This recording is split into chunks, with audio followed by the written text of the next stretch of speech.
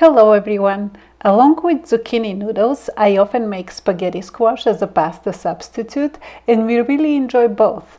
But I think spaghetti squash is more suitable for fish, which we're having tonight. There are a few ways I cook spaghetti squash, and today I will share one of them. The hardest part of this recipe is actually slicing the spaghetti squash in half. I have seen videos where people put the spaghetti squash in a microwave to soften it, but I really don't like microwaving our food. So I'm just real careful and I slice it just a little bit at the time, taking my time and making sure I don't injure myself. It's a good practice to put the spaghetti squash in a towel and not straight on the cutting board as I'm doing in the video. Before seasoning the spaghetti squash, start preheating the oven to 400 degrees Fahrenheit. Then, using a large spoon, scoop all the seeds out. Next, place a sheet of parchment paper on a baking tray and put the spaghetti squash halves with the cut side down.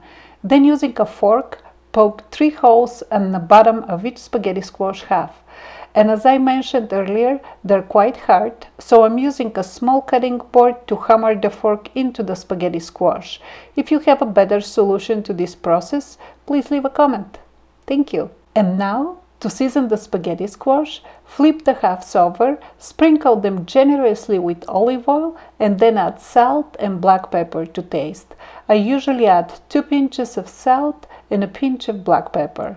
When done, flip the spaghetti squash halves over again and let them bake in the oven for 40 to 45 minutes at 400 degrees Fahrenheit.